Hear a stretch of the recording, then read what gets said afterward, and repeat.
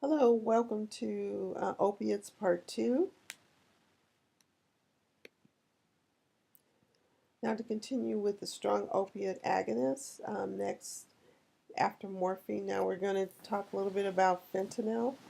Unfortunately, fentanyl has also gained a lot of street abuse, and the bad part about that is, of course, it is 100 times more potent than morphine. It can be given by IV, by the transdermal patch, duralgesic, and transmucally. So even in the hospital setting, you've seen a lot of abuse with it, especially with the patches. Staff will use patches and apply several to get a good effect of the fentanyl.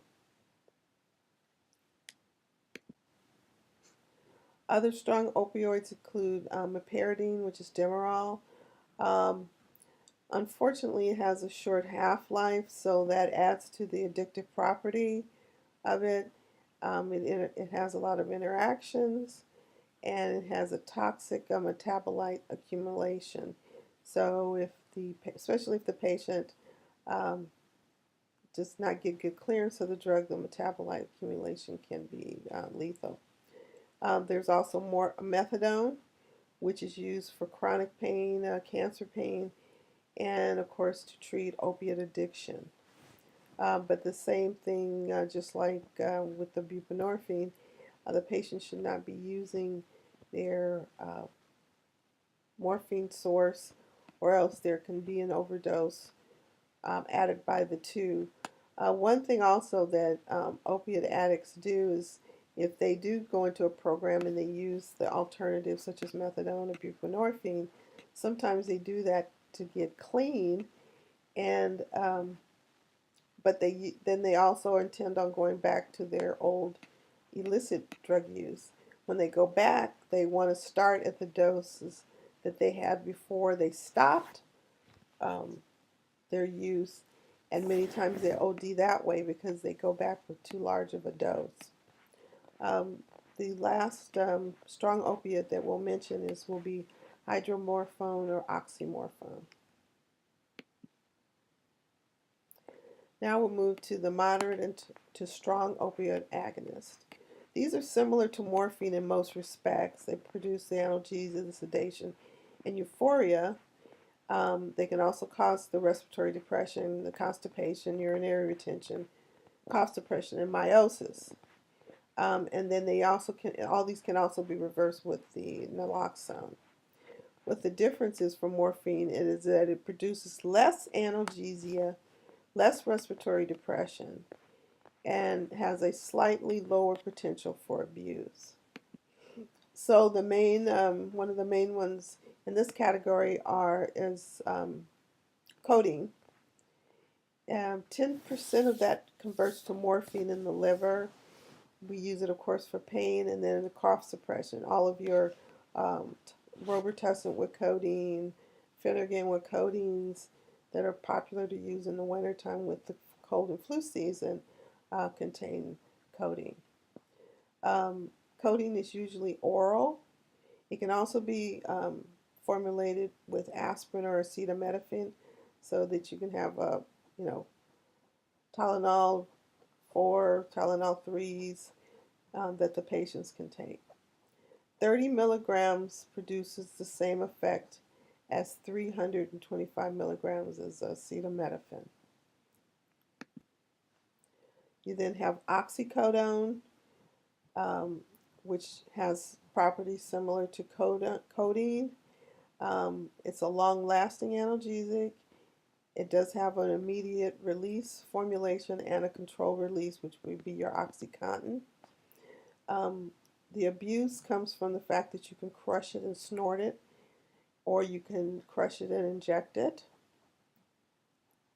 There's a newer formulation, OP formulation, that came out that's harder to crush, and it does not dissolve into an injectable solution to reduce the risk. Unfortunately, um, those individuals on the street get to be pretty smart with how they want to divert medication. So I'm sure they figured out a way to do it. It might be more work, but I'm sure it's already being done. Then you have hydrocodone, which is widely prescribed in the United States and is combined with aspirin, acetaminophen, or ibuprofen, depending on what the patient can tolerate themselves. I personally can't do ibuprofen because of stomach GI distress, so I can use acetaminophen. So if I would have to have a pain medicine of that sort, say after surgery, I could do it with the acetaminophen. Uh, then you have tapentadol, um, which is also similar but causes less constipation than the other. So next we'll move on to the agonist-antagonist opiates. Um, of these that are listed, the buprenorphine or Suboxone will be the one that in an outpatient setting you may be able to use. In order to prescribe Suboxone, you have to have your X number on your DEA. It requires 24 hours of online training that's at this point free to take. And once you complete that, then you can apply to the DEA to obtain that additional X number. Now, for you as new grads, you will have to first, of course, get your, if it's in California, your furnishing number, um, and then your DEA, and then you would get the X number with, in other states, whatever your process is first to get your DEA, and then you can add your X number. So what are some of the clinical uses of opioids? Again, for pain management, um, you have to, of course, base it on the patient's description of their pain, where it is, what it's like, and how long does it last. What makes it better, what makes it worse, and then always assess the patient um, before you give them a drug, and then after they've been given the pain medication. Of course, you'll be working now in an outpatient setting, so you would want to give a longer acting agent. And a big one of the ways that we kind of keep track of what's going on with the patient is if the patient calls for refills on the medication. Once you give the dose you're comfortable with, for the duration you're comfortable with, if the patient calls back, especially if they call back ahead of time, that's a red flag. But if they call back after the reasonable time frame, you really want to assess the patient. I would suggest that you make sure you bring the patient in, if all possible, to assess them again and not do it over the phone unless you know, are fairly confident that, you know, due to the procedure that was or injury that, you know, it's reasonable to request a refill. Dosing guidelines, you want to assess the pain. You want to make a dosage determination. So you may have to go up or down as soon as if you feel that the patient only needs an opioid for a few days, then you can switch them to um, a non-narcotic analgesic like acetaminophen or an NSAID to address their pain. You want to look at the dosing schedule, put it on a fixed schedule or only so many doses a day. That way, if the patient runs out, you know that they have taken more than you prescribed. You want to avoid any unnecessary withdrawal. So, of course, you don't want to leave the patient on the medication for too long of a period, so that um, cuts out giving them, you know, repeated refills on the medication without an assessment. Um, you want to let them know about physical dependence. Let them know when they would expect the abstinence syndrome that we discussed earlier if they stop taking it abruptly, and that this is not does not mean that they're addicted, but if they've been on the medication for a while for some chronic pain, that this will happen, whether you know that it's independent of addiction. Abuse, which of course is a use that is inconsistent with medical or social norms. And then if the patient is addicted, which means they will continue to use regardless of harm, or consequences. You need to balance the need to provide pain relief with the desire to minimize dosing. So what you have to do is give the patient enough so that they're pain free, um, so that they aren't continually getting an increased dose, but you don't want to underdose your patients, especially right after a procedure or especially for your cancer patients. You want to minimize patients' fears about dependence and addiction if that is not something that you're immediately worried about with a patient, so that they will take the meds. There is always the PCA controlled devices to use. Those are commonly used in the hospital after procedures, and maybe with your very chronic or very ill patients in a outpatient setting. So you're going to use opioids after post-operatively for obstetric analgesia, after cardiac infarction, head injuries, cancer-related pains, and chronic non-cancer pains. You're also going to be considering the REMS. We talked about REMS earlier, which is a strategy to mitigate harm with prescribing medications.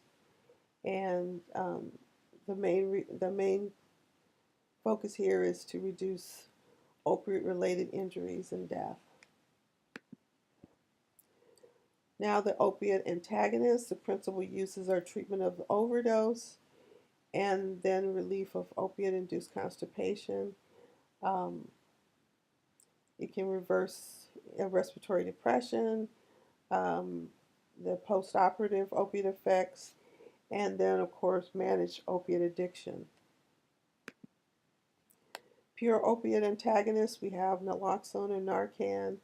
And then the other one are opiate antagonists are the Movantik and the Relistor, which is used for the opiate-related constipation.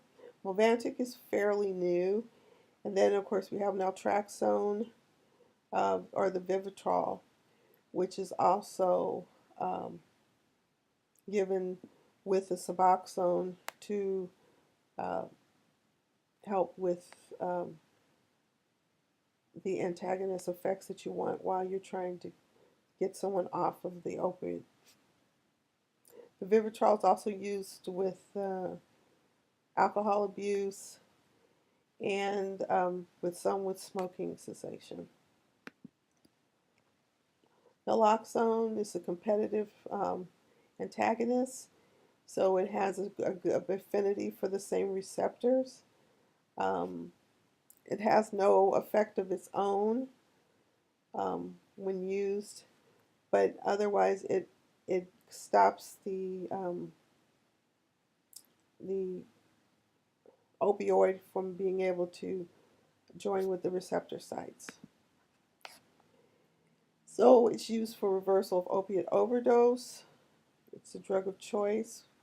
Reversal of post-operative effects and reversal of neonatal respiratory depression. Especially, it comes in different preparations.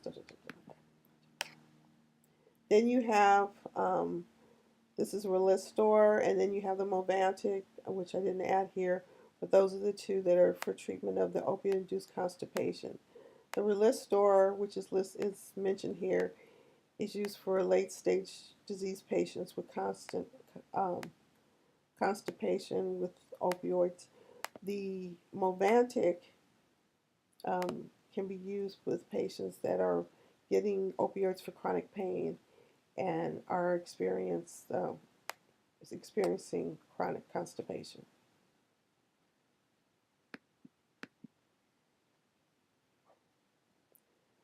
And naltrexone is also a pure opioid antagonist. We use it for opioids and alcohol, like I said earlier. It prevents the euphoria And if they're going to use this, they need to be opioid free before the naltrexone is started. If they're using it for alcohol, they cannot drink while they are also on this. It does not prevent cravings. For the opioids, that's what the buprenorphine part does. Helps with the cravings. Non-opioid centrally acting analgesics, they relieve pain um, unrelated to the opioid receptors, the mu or kappa receptors. They do not cause respiratory depression, physical dependence, abuse, and they aren't controlled substances. And these would include tramadol, Altram. There is suicide risk with that. It has some serotonin properties.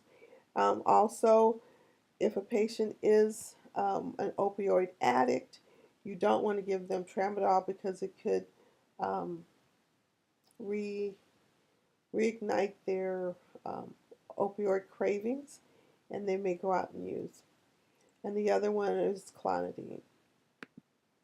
So tramadol is a combination of opioid and non-opioid mechanisms. Um, with drug interactions, you can have the CNS depression. There is an abuse liability because they can restart cravings because it can act in the body. The body, that switch will come back on for the opiate use. Um, we have to watch for suicidal ideation, and you have to, there are immediate and extended release tablets. For clonidine, it's traditionally a treatment for hypertension and relief of severe pain. It's a mechanism of pain relief. There's analgesic use in combination with opioids. Adverse effects, you can have severe hypotension, rebound hypertension, and bradycardia. Some programs that's part of the detox, even with to help the symptoms as they're going through the detox process. You can use clonidine. So question one, if a patient has um, morphine for post-operative pain, what is the most important thing to assess for? And of course, that is for the respiratory rate because of the respiratory depression side adverse reaction. And question two, if the patient is only breathing 8 times a minute and is lethargic, which medication would you give? And of course, that would be the naloxone, the Narcan, which is the antagonist. And that is it for this presentation. Thank you.